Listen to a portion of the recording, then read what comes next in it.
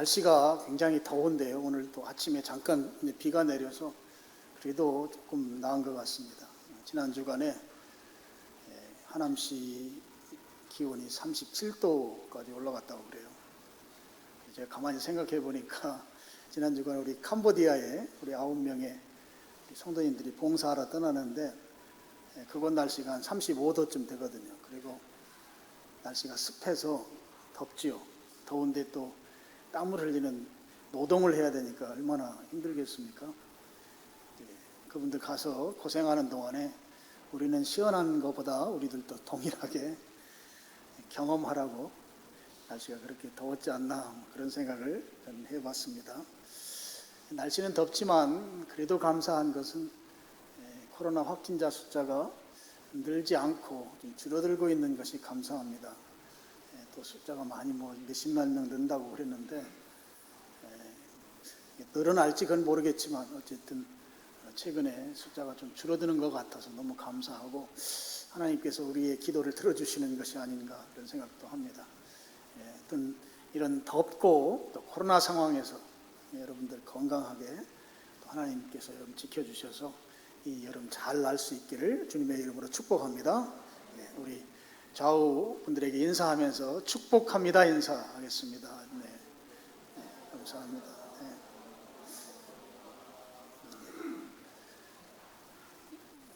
이번 주까지 휴가들을 많이 가셔서 주일 예배 참석 못하신 분들도 계신데요. 어쨌든 모두 다 건강하게 여름 잘 날 수 있기를 바랍니다. 오늘 말씀 요한복음 계속 이어서 여러분들에게 말씀을 드리고자 합니다. 오늘 말씀의 제목이 38절 빌라도가 예수님에게 신문할 때 했던 말이죠. 진리가 무엇이냐입니다. 33절을 보면 빌라도가 예수님을 신문하면서 첫 번째 했던 질문이 33절에 나옵니다. 거기에 첫 번째 질문이 내가 유대인의 왕이냐 이렇게 물었습니다. 그랬을 때 예수님께서 그 대답에 대해서는 즉답을 피하셨어요. 왜 피했을까? 좀 제 머릿속에 드는 생각은 예수님은 만왕의 왕이신데 유대인의 왕이라고 질문해서 대답을 바로 하시지 않으신 게 아닌가 그런 생각을 좀 해보았습니다. 그러면서 37절에 와서 예수님의 나라는 이 세상에 속한 것이 아니다 그렇게 말씀하셨을 때 빌라도가 다시 처음 질문했던 질문을 다시 묻습니다. 내가 37절 보면 제가 읽으면서 보겠습니다. 빌라도가 이르되 그러면 내가 왕이 아니냐? 네 나라가 있고 그 나라의 왕이라고 하는 것에 대해서 그럼 맞는 거 아닌가? 이렇게 질문한 것이죠. 여기서는 이제 유대인의 왕이라고 할 때 그 유대인자가 빠져 있죠. 예수님의 나라를 소개했기 때문에 예수님이 말하는 나라는 유대인들만의 나라가 아니구나 하는 것을 빌라도가 안 것이죠. 그래서 내가 왕이 아닌가 이렇게 물었습니다. 그랬을 때 이번에는 예수님께서 그렇다고 답변하셨습니다. 물론 예수님께서 지금 말씀하시는 그 왕으로서의 그 통치권은 그 유대인들 또는 세상의 나라를 의미하는 것이 아니고 하나님 나라, 예수님께서 말씀하신 대로 내 나라, 예수님의 나라의 그 왕이라는 것을 말씀하시는 것이죠. 그러면서 이제 37절의 중간쯤에 보면 예수님께서 이 땅에 태어나신 목적, 인간으로 오신 목적을 설명하시는데 그 설명이 이제 왕이 되신 것을 나타내기 위해서 오셨다고 말씀하셨습니다. 여러분, 왕은 이제 통치권자인 것이죠. 통치권자가 되려면 그분의 통치를 받는 신하들 내지는 백성들이 있어야 합니다. 그러니까 예수님께서 이 땅에 인간으로 태어나신 목적이 예수님 나라의 왕 되신 것을 나타내기 위해서 오셨다고 했으니까 그러면 예수님이 왕이니까 왕이라고 하면 통치권을 가지신 분이에요. 그럼 통치권을 가지신 그분 혼자서는 통치권의 의미가 없는 것이죠. 그러니까 통치받는 백성들이 있어야 하는 것입니다. 그러니까 예수님이 이 땅에 오신 목적은 하나님 나라, 예수님 나라의 왕으로서의 통치권을 행사할 백성들을 만들기 위해서 오셨다 하는 그런 말씀이 되는 거죠. 그런 차원에서 예수님이 이 땅에 오신 목적은 예수님의 나라, 하나님의 나라 왕국을 세우는 것, 왕국을 확장시키는 것, 이것이 예수님께서 이 땅에 오신 목적이 되는 것입니다. 그러면서 예수님께서 37절 후반절에 한마디 덧붙이십니다. 세상에 왔다고 말씀하시고 곧 진리에 대하여 증언하려 함이로라. 무릇 진리에 속한 자는 내 음성을 듣느니라 그랬습니다. 예수님께서 이 땅에 오신 이유가 왕으로서 그 통치권을 행사하기 위한 그런 이 백성들을 세우기 위한 그 목적으로 오셨는데, 그것이 바로 진리를 증언하는 것이다 이렇게 말씀하신 거예요. 이게 잘 연결이 안 되죠. 지금 예수님은 왕권을 가지신 분이에요. 예수님 나라의 왕권, 하나님 나라의 왕권을 가지신 분인데, 그 왕권을 가지신 것을 행사하기 위한 그것이 바로 진리를 증거하는 것이다, 이렇게 말씀하시는 거예요. 그러니까 예수님의 그 권한, 왕으로서의 권한이 곧 진리라고 하는 말씀을 하신 것입니다. 그랬을 때 빌라도는 이 말을 제대로 이해하지 못하고 있는 것을 볼 수 있습니다. 전체적인 그 빌라도와의 그 신문 과정의 맥락을 보면 이런 거죠. 처음에는 왕이 아니라고 그랬습니다. 그랬다가 후에 또 왕이라고 예수님 말씀하셨어요. 그리고 예수님이 내 나라는 이 땅에 속하지 않았다고 말씀하셨어요. 도무지 감이 잡히지 않는 것이죠. 그리고 예수님께서 그런데 또 이 땅에 오셨어요. 오신 이유는 왕권을 확장하기 위해서 오셨다고 지금 말씀하신 거죠. 그러면서 그것이 또 진리라고 말씀하셨어요. 진리에 속한 사람들만 그것이 무슨 의미인지 안다고 또 말씀하셨어요. 예수님의 하신 말씀들을 쭉 보면 빌라도 입장에서는 예수님의 말씀을 도무지 이해할 수 없는 그런 말씀의 연속인 걸 볼 수 있습니다. 그래서 예수님의 말씀을 쭉 듣다가 마지막에 진리라고 하는 이야기를 지금 예수님께서 하셨단 말이에요. 그러니까 빌라도가 그 말을 듣고 야, 도대체 진리가 무엇이냐 이렇게 묻는 거죠. 예수님께 당신이 말하고 있는 그 진리라고 하는 게 도대체 무엇이냐. 38절 시작하면서 그 말씀을, 그 말을 예수님께 지금 빌라도가 한 것입니다. 그러면 이제 진리가 무엇이냐고 물었기 때문에 예수님께서 그 다음에 답변이 나와야 되는데 우리 성경에는 답변이 기록되어 있지 않습니다. 답변이 기록되지 않은 것은 저는 두 가지로 생각해요. 하나는 빌라도에게 진리를 설명해 봐야 빌라도는 진리에 속하지 않았기 때문에 38절 마지막에 나오는 것처럼 예수님의 음성, 그렇게 주님 말씀하는 걸 깨닫지 못하기 때문에 기록하지 않았다, 그렇게 생각해 볼 수도 있고요. 또 하나는 지금 예수님이 하시는 말씀이 예수님 스스로가 진리이시거든요. 그러니까 굳이 이것에 대해서 따로 진리가 무엇이냐라고 하는 것을 굳이 지금까지 좀 설명해온 내용이니까 설명할 필요가 없었기 때문에 이 빌라도의 진리가 무엇이냐라고 하는 질문에 거기에 더 토를 달지 않으신 것이 아니냐 하는 것입니다. 여러분, 우리가 잘 아는 성경 말씀이 있습니다. 요한복음 14장 6절 말씀을 우리 같이 스크린 보시고 읽어보겠습니다. 예수께서 이르시되 내가 곧 길이요 진리요 생명이니 나로 말미암지 않고는 아버지께로 올 자가 없느니라. 여기에 진리라는 말이 나오죠. 예수님이 바로 진리이다 하는 거예요. 예수님께서 말씀하시는 지금 진리는 예수님 자신이라는 말씀인 거예요.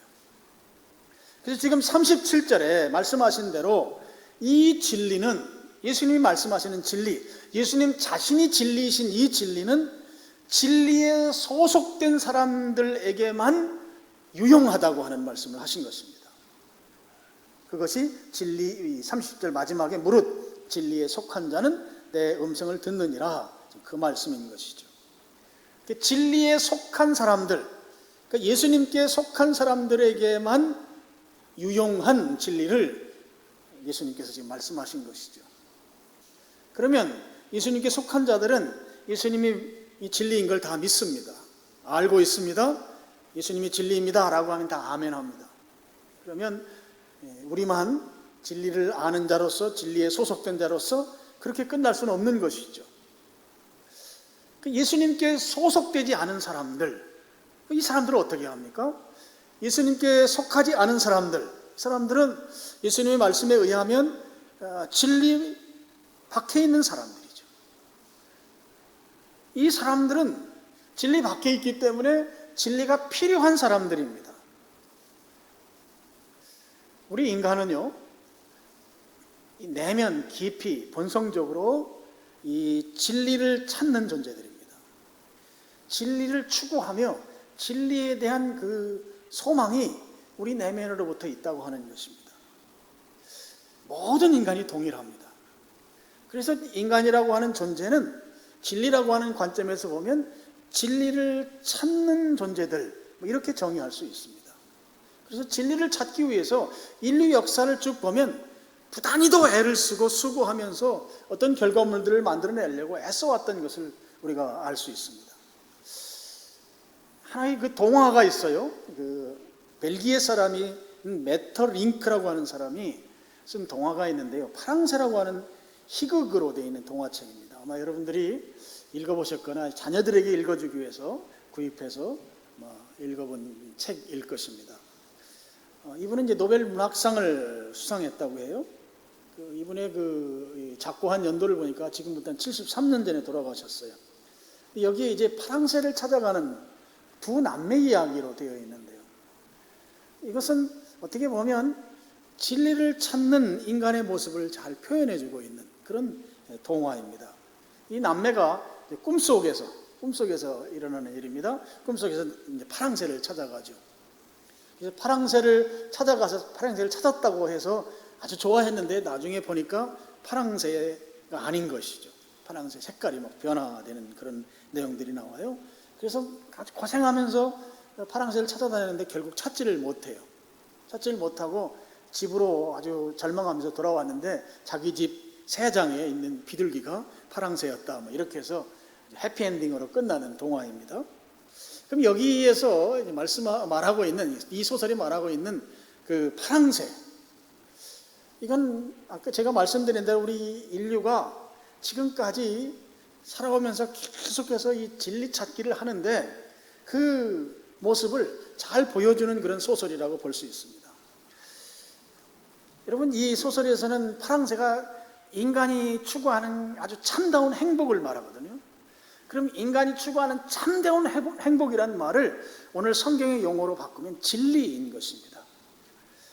진리를 상징하는 이 파랑새, 이 새를 찾기 위해서 이 남매가 과거의 추억 속으로도 가보고 쾌락 속으로도 가보고 아주 꿈의 궁전에도 가보고 또 무덤가에도 가보고 막 가서 찾아보지만 그런 것들이 파랑새인 줄 알았는데 결국은 파랑새가 아닌 것을 이제 알고 이제 절망하면서 이제 돌아오는 내용, 이런 것들인데요. 바로 이 파랑새가 오늘 인간이 갖는 그 최고의 행복, 변하지 않는 행복, 그런 모습이라고 했을 때 그 인간은 태어나서 그 파랑새 찾기를 위해서 수도 없는 수고와 애씀을 인생 내내 펼쳐가는 것다 하는 거죠. 그런데 실제적으로 저 소설에 나오는 것처럼 파랑새 찾기는 불가능한 거예요. 그러면 왜 사람들이 불가능한 이 파랑새 찾기를 포기하지 않고 계속해서 지금도 파랑새 찾기를 위해서 힘쓰는가? 여전히 사람들은 지금도 파랑새 찾기를 위해서 애쓰고 있습니다. 그것은 우리 내면 깊은 본성이 그런 새 찾는 일, 그러니까 극상의 행복, 오늘 성경의 용어로 말하면 이 진리 찾기를 위해서 그렇게 우리 본성이 구조화되어 있다 하는 것입니다. 이 파랑새라고 하는 자기 자신을 극상의 행복으로, 변하지 않는 행복으로 이끌어주는 이 진리 찾기를 포기하지 않는 이유가 우리 본성적인 내면 깊은 곳에서 있는 그런 욕구란 말이죠. 왜 인간에게 그런 욕구가 생겼는가 하는 게 중요하겠죠. 그런 욕구가 생긴 인간의 모습은 인간 자체가 완전하지 않기 때문입니다. 그리고 영원하지도 않기 때문입니다. 인간은 완전하지 않은 존재예요. 또 그런 상황에서 또 영원하지도 않은 존재예요. 그러다 보니까 우리 내면 깊은 본성에서는 완전하고 영원한 행복, 우리 성경이 말하는 이 진리 찾기를 위해서 본성적 욕망이, 본성적인 욕구가, 본성적인 특성이 그것을 찾아가는 것이다 하는 것이죠. 우리에게는 결정적인 약점이 두 가지가 있어요. 우리 인간은 누구나 피할 수 없는 아주 결정적인 약점이 두 가지가 있는데요. 그 중에 한 가지는 우리는 언젠가 죽는다고 하는 사실입니다. 이거는 누구도 피해갈 수 없는 것이에요. 이게 인간이 갖는 결정적인 약점이에요. 누구도 예외 없이 다 죽는다고 하는 것이죠. 그리고 두 번째 약점이 무엇인가 하면 그 죽음이 언제 올지 모른다고 하는 거예요. 그 죽음이 언제 올지 모른다. 그러니까 우리는 불안한 거예요. 우리 내면 깊은 곳에서부터 불안한 존재예요. 이 두 가지 약점이 만들어내는 현상이 불안입니다. 그래서 이 불안한 상태를 벗어나려고 하는 시도를 끊임없이 하고 있다고 하는 거예요. 그것이 바로 진리 찾기인 것입니다. 우리 세상 사람들의 시각으로 보면 극상의 행복, 변하지 않는 행복 찾기라고 하는 것이죠.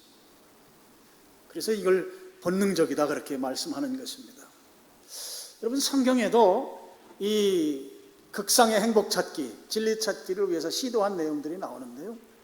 그러면 창세기 11장에 나오는 바벨탑 쌓는 도전입니다. 그리고 시내산에서 그 금송아지 만든 그 사건이 대표적인 예라고 볼 수 있어요. 여러분, 이 바벨탑은 하늘까지 닿게 쌓는 것이 목적이었습니다. 그렇게 쌓기 위해서 그들이 가진 모든 자원과 모든 노력을 다 동원했겠죠. 하늘에 이르고자 하는 것, 이 하늘이라고 하는 그 실제가 인간이 추구하는 극상의 행복의 실제적 장소인 것이죠. 그곳에 다다르기 위해서 인간은 수도 없는 노력을 통해서 바벨탑을 쌓아가는 것입니다. 그럼 이 바벨탑 쌓기라고 하는 이 창세기에 나오는 이 사건은 그걸로 끝나는가? 아니죠. 모든 세속 종교들의 노력은 다 이 바벨탑과 맞닿아 있습니다. 오늘날도 수많은 종교들이 있어요. 저 미개한 문명이 닿지 않는 아프리카 토속민들에게도 가보면 그들 나름대로의 그 세속 종교들이 있습니다. 근데 그 세속 종교에 추구하는 바를 추적해 보면 다 하늘에 닿기 위한 노력이에요. 극상의 행복의 자리에 가기 위한 노력이라고 하는 것이죠. 바로 진리 찾기를 한다고 하는 것입니다. 그리고 시내산에서 금송아지 만든 사건 아시죠? 모세가 하나님께서 시내산 꼭대기로 부르셨어요. 그동안은 하나님께서 모세를 대리인으로 세우셔서 그 민족을 지금까지 인도해 왔는데, 그런데 십계명을 하사하기 위해서 시내산 꼭대기로 불렀을 때 이스라엘 백성들이 산 아래 있으면서 그동안은 모세를 통해서 자기들이 믿고 신뢰하고 행복을 추구했던 존재인 하나님에 대한 그들의 의존적 관계가 무너지게 된 것이죠. 의존적 관계가 공백 상태가 된 거예요. 그러니까 견딜 수 없는 것이죠. 그래서 아론을 통해서 하나님을 만든 거예요. 그 하나님 만든 것이 금송아지예요. 금송아지는 애굽에 살 때의 그 애굽의 수많은 우상들 가운데 하나죠. 아피스라고 불러요. 만년필 이름이죠. 이 금송아지가 하나님이다 하고 거기에 숭배하고 예배하기 시작한 거예요.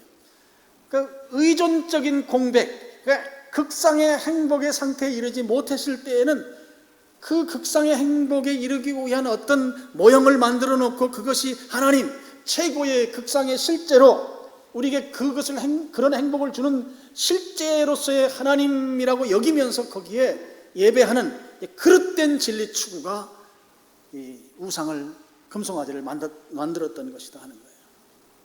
인류 역사를 봐도 여러분, 그런 종교적인 모습만 나타나는 것이 아니고 학문적으로도 이 진리를 추구하는 시도들이 지금까지 계속되고 있습니다.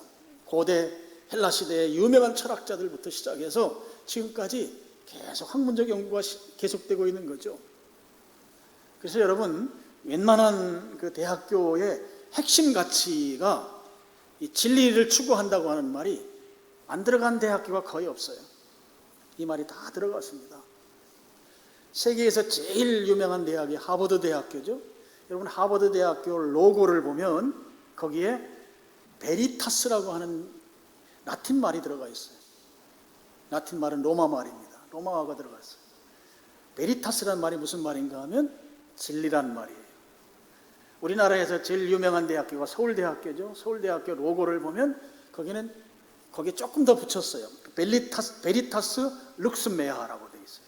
베리타스는 진리라는 말이고, 룩스라는 말이 이렇게 우리 전기 이 밝기를 이야기할 때 룩스라는 말을 쓰죠. 이렇게 빛이란 뜻이에요. 메아라는 말은 나라는 뜻입니다. 진리는 나의 빛이다. 그래서 대학들은 자기들의 그 학문에 추구하는 목적이 다 진리 추구라고 하는 걸 그 대학들의 로고를 보면 그게 다 나타나고 있습니다. 그리고 학문의 그 핵심 가치, 코어 밸류로 그걸 또 다 소개하고 있어요. 요즘은 인기 없는 학과가 돼서 폐과가 된 학교들이 많이 있지만, 한때 학문의 꽃이라고 하는 것은 철학이었습니다. 철학은 무엇을 연구하는 학문입니까? 진리가 무엇이고 그걸 어떻게 얻어낼 수 있는지를 연구하는 학문이 철학인 것이죠.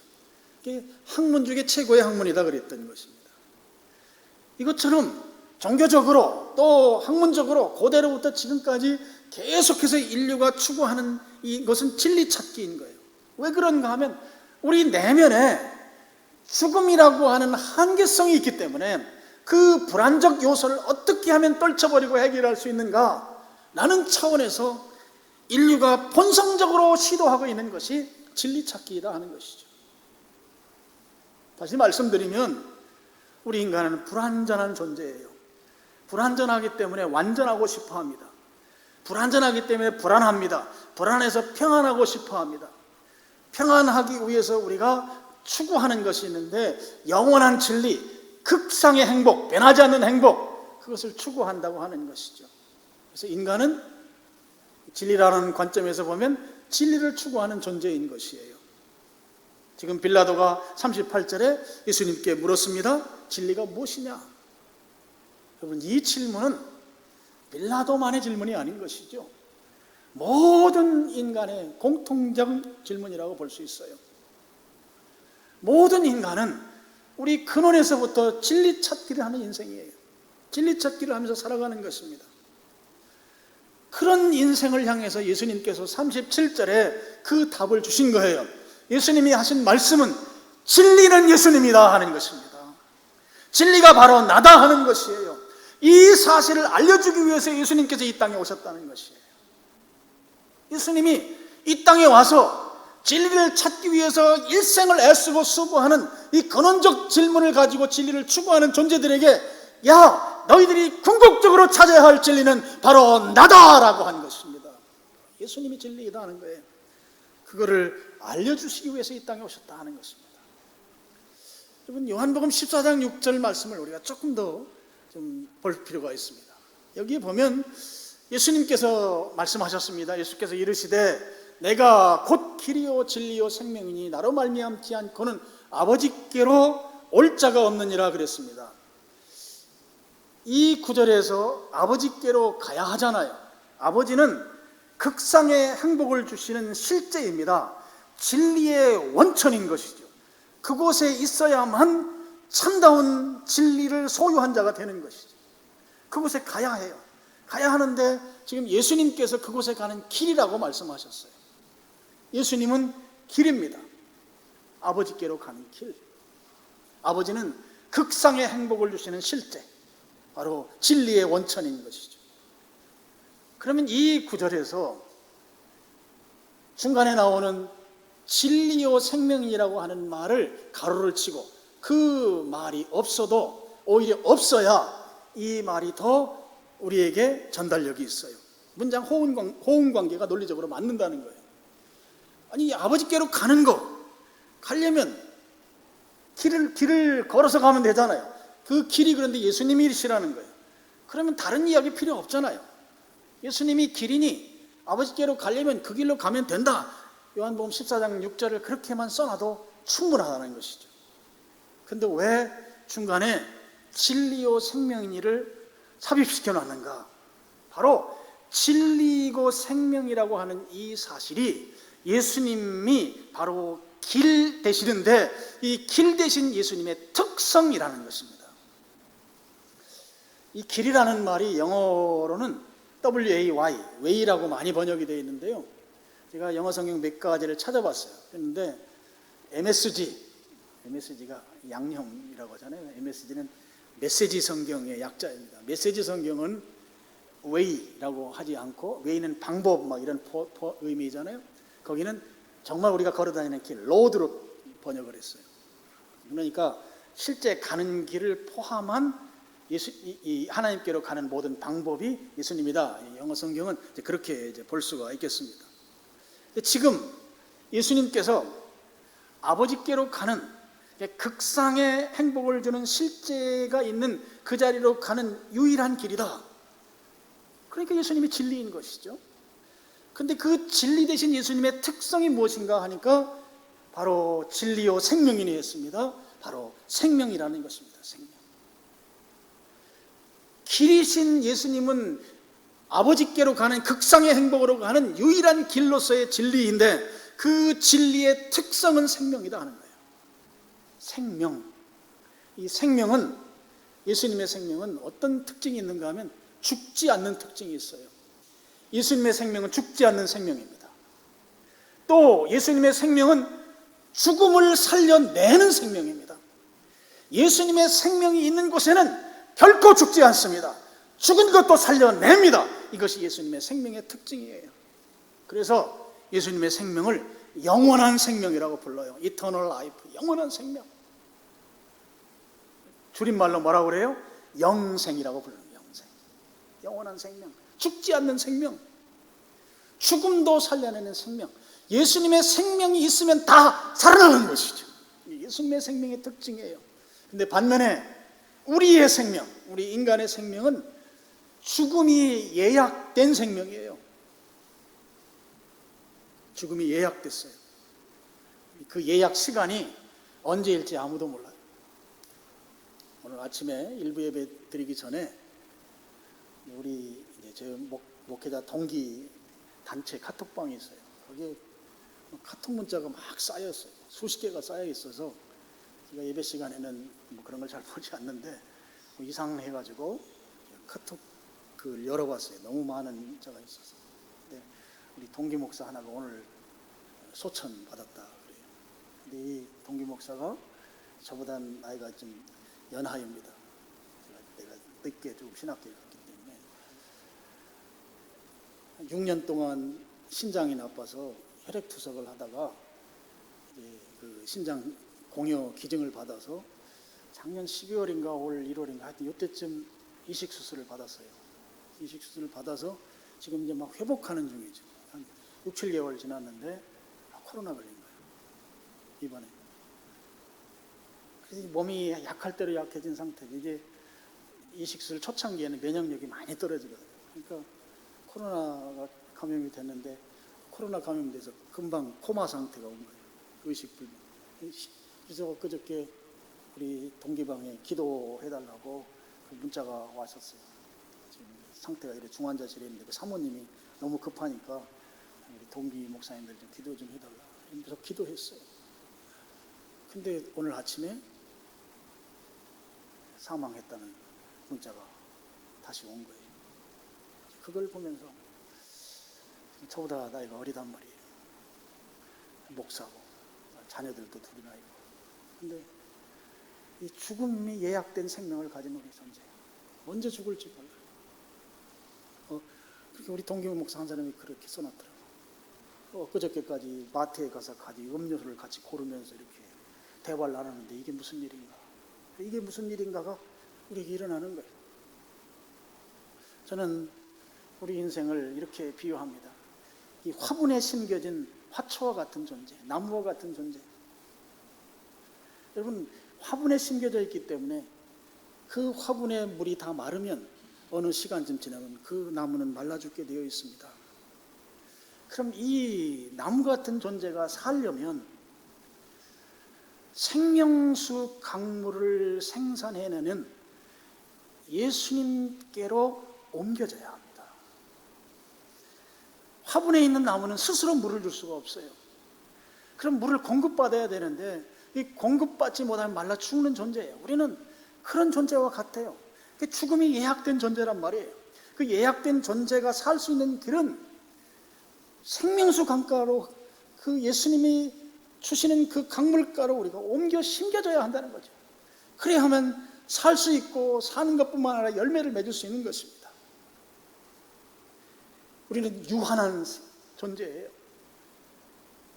두 가지 치명적 약점이 있다고 했잖아요. 죽음이라는 것과 언제 죽을지 모른다고 하는, 죽음이 예약된 존재란 말이죠. 이런 존재가 생명을 예수님으로부터 공급받아야만, 그래야만 영원한 생명을 누릴 수 있다고 하는 것이죠. 여러분, 요한계시록 22장, 요한계시록 마지막 장 1절 2절에 이렇게 소개되고 있어요. 제가 읽으면서 설명하겠습니다. 또 그가 수정같이 맑은 생명수 강을 내게 보이니, 이 요한이 환상 가운데 이제 그 모습을 보는 거죠. 그때 아주 맑은 생명수 강이 이제 눈앞에 보인 거예요. 그러면서 하나님과 및 어린 양은 예수님이죠. 예수님이 앉으신 보좌로부터 그 강물이 흐르는 거예요. 그러니까 그 강물의 근원은 보좌입니다. 하나님이 계신 곳, 예수님이 계신 곳, 그 보좌로부터 강물이 흘러나옵니다. 그 다음에 2절입니다. 2절로 돌려주시면 천만디가 길이라는 말이에요. 길. 여러분, 이 길은 아까 요한복음 14장 6절에 예수께서 이르시되 내가 곧 길이요 할 때 그 길이에요. 길. 그런데 그 길 가운데로 무엇이 흐르는 거예요? 생명수 강이 흐르는 거예요. 생명수 강이. 여러분, 이 길을 통해서만 보좌에 계신 아버지께로 갈 수 있어요. 아버지가 앉은 그 보좌에 가야만 극상의 행복, 진리에 이를 수 있는 거예요. 진리에 속한 자가 되는데, 그 길로 가려고 하는데 그 길에 예수님의 생명수 강물이 흐르는 거예요. 그 가운데로 흐른다고 되어 있습니다. 그리고 강 좌우에 보니까 생명나무가 있습니다. 12가지 열매가 있는데 12가지 열매는 이게 완성수거든요. 아니, 열매가 풍성하다는 것입니다. 그러니까 이 생명길을 가는 자는 굶주림이 없는 것이에요. 풍성함을 누리게 되어 있어요. 풍요를 누리게 되어 있어요. 행복하게 되어 있어요. 여러분, 이 진리 가운데 사는 자가 행복과 기쁨이 있는 것이에요. 그런 기쁨 가운데 살아간다는 것입니다. 언제든지 그 열매를 먹게 되고, 그리고 잎사귀가 만국을 치료한대요. 그 생명수 강가에 있는 이 생명나무는 아무것도 버릴 것이 없는 것이에요. 연약한 자를 치료하고 회복한다는 것입니다. 강건하게 해주신다는 것이에요. 온전한 자로 만들어주신다는 거예요. 그러니까 행복한 거죠. 진리를 소유한 자는 이런 기쁨을 누리는 것입니다. 예수님이 길이신데 우리같이 이렇게 말라 죽을 수밖에 없는 화분에 담겨져 있는 나무 같은 존재가 살 수 있는 그 길, 생명길을 가는 것이죠. 생명수 강이 흐르는 그 길, 그 길은 예수님이 만들어 놓은 길이신 것입니다. 그 길이 우리를 살게 해주는 진리다 하는 것이에요. 여러분, 37절 마지막 부분에 무릇 진리에 속한 자는 내 음성을 듣느니라 그랬어요. 진리에 속한 자는 내 음성을 듣는다. 그럼 여기서 가장 중요한 단어가 무엇일까요? 진리에 속한다는 말이죠. 우리에게 있어서 가장 중요한 것은 내가 진리에 속해 있는가가 중요한 것입니다. 그래야만 주님의 음성을 들을 수 있기 때문이죠. 주님의 음성을 들을 때 우리는 순종할 수 있는 것입니다. 진리를 따라서 살아가고 진리의 길을 갈 수 있는 것은 주님의 말씀을 들을 때 가능한 거예요. 순종한다는 말은 누군가가 순종할 수 있는 그 오더를 내려줘야 돼요. 명령어가 있어야 돼요. 그것이 없는데 어떻게 순종합니까? 주님이 말씀해 주셔야 하는 것이죠. 말씀해 주실 때 그 말씀대로 우리가 살 수 있는 것. 그렇게 하려면 진리에 소속해야 하는 것이라는 거죠. 진리에 소속되려면 예수님을 구세주와 주님으로 믿어야 합니다. 구세주라는 말은 무슨 말인가 하면 예수님만이 나를 구원할 수 있는 유일한 주님이시다, 이런 뜻이에요. 여러분, 예수님이 나를 구원하신 유일한 주님이신 걸 믿습니까? 이것이 바로 구세주로 믿는 것이에요. 예수님만이 하나님께로 가는 유일한 진리입니다. 이것을 믿는 것이란 말이죠. 이게 바로 예수님을 구세주로 믿는 거예요. 그 다음에 주님으로 믿어야 돼요. 주님. 여러분, 고대 로마 제국 시대에 주님은 누구였는가 하면 로마 황제였습니다. 퀴리오스라는 말을 로마 황제에게 붙였어요. 우리는 예수님이 퀴리오스 주님이에요. 그러면 이 주님이란 말은 예수님이 바로 내 인생의 왕이라는 뜻입니다. 여러분, 예수님은 나를 통치하는 왕이십니다. 여기 여러분 동의하십니까? 예수님을 구세주와 주님으로 믿으십니까? 예수님을 구세주와 나의 왕으로 믿으십니까? 예수님이 바로 나의 구세주이고 나의 왕, 나의 주님이시라는 것을 믿을 때에 바로 예수님께 소속된 자, 진리에 속한 자가 되는 것이죠. 그러면 비로소 진리 안에서 행할 수 있게 됩니다. 우리 마지막 성경 구절 하나 보겠습니다. 요한 3서 1장 3절 4절입니다. 3절 제가 읽으면서 설명하겠습니다. 형제들아, 형제들이 와서, 믿음의 그 동역자들 말합니다. 형제들이 와서 내게, 여기 너는, 요한 3서는 개인 서신이거든요. 가이오라고 하는 믿음이 좋은 동역자가 있었습니다. 바로 너는 가이오입니다. 가이오에게 있는 진리를 증언하되 내가 진리 안에서 행한다 하니 내가 심히 기뻐하노라 그랬어요. 이 가이오라고 하는 이 믿음의 형제, 믿음의 동역자를 그와 함께 일하던 형제들이 와서 요한에게 와서 이야기하는 거예요. 가이오는 진리 안에서 행한다. 당신은 거짓 가르침이 많았고요, 로마 제국에 박해가 많았기 때문에 진리 안에서 행한다고 하는 것은 목숨 걸어야 돼요. 그 진리 안에서 행한다고 하는 이 가이오의 이 소식을 듣고 뭐라고 그랬어요? 요한이 내가 심히 기뻐하노라. 그냥 기뻐하노라가 아니에요. 심히 기뻐하노라. 내가 진리 안에서 살아가니 내가 너무너무 기쁘다는 거예요.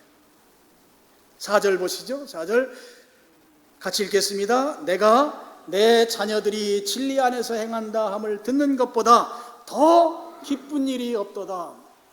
표현이 아주 최상급으로 지금 표현하고 있습니다. 내가 내 자녀들, 여기에서 요한이 말하는 자녀들은 요한의 복음을 전하고 요한의 양육을 통해서, 요한의 목양을 통해서 성장한 사람들을 말합니다. 믿음의 자녀들인 것이죠. 그 자녀들이 요한이 가르쳐준 대로 믿음 안에서 진리 안에서 행한다는 이 소식을 내가 듣는데 이것보다 더한 기쁨이 없다는 거예요. 너무너무 기쁘다는 것이죠. 지금 사도 요한은 자기와 함께 믿음의 삶을 살아가는 형제들, 믿음의 성도들이 진리 안에서 행하는 것 때문에 너무너무 좋아하는 거예요. 그걸 지금 표현하고 있습니다.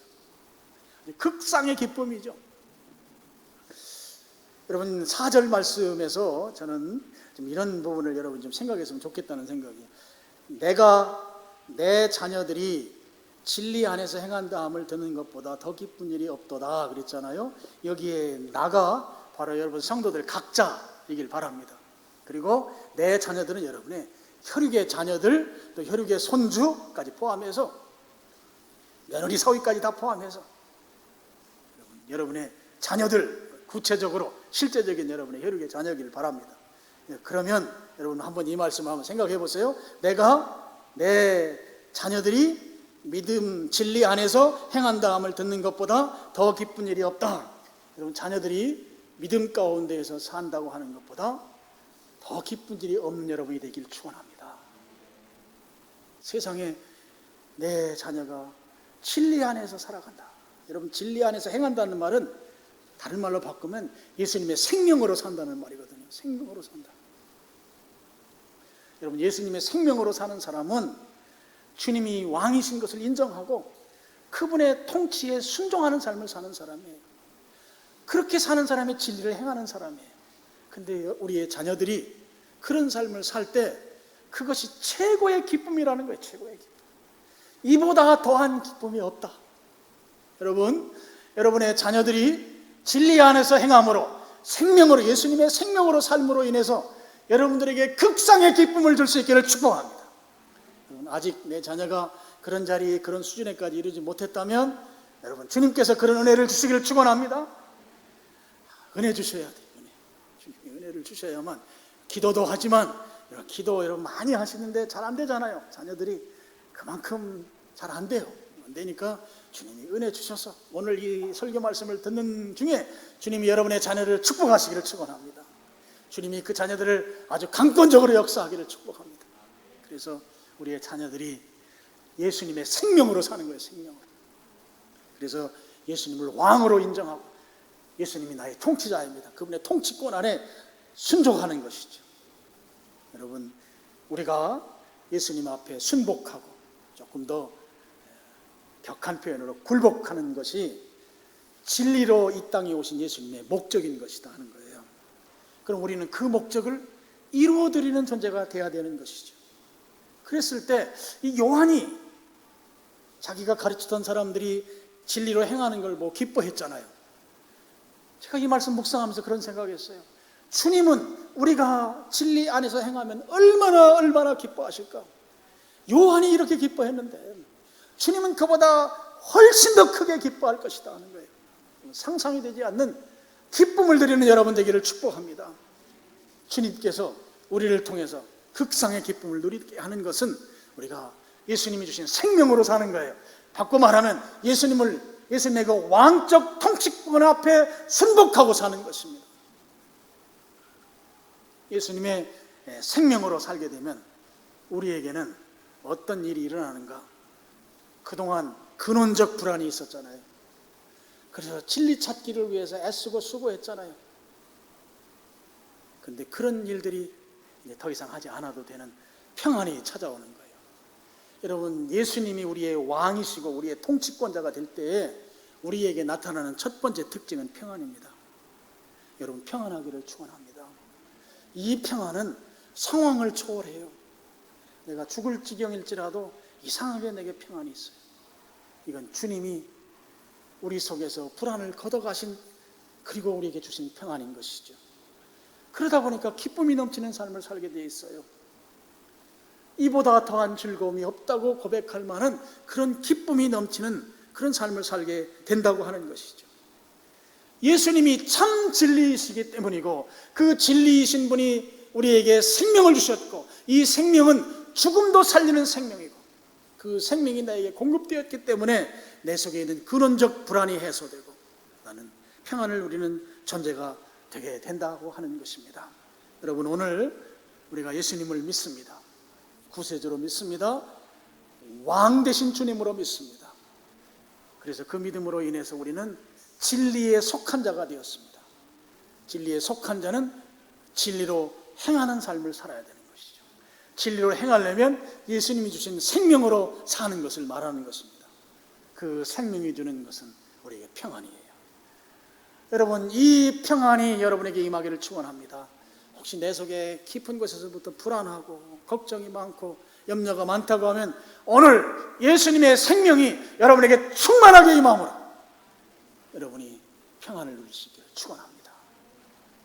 그래서 그 평안으로 말미암은 기쁨과 이 극상의 행복, 하나님이 주시는 그 극상의 행복을 통해서 진리 가운데 행하는 여러분들 다 되시기를 주님의 이름으로 축원합니다. 기도하겠습니다. 아버지 하나님,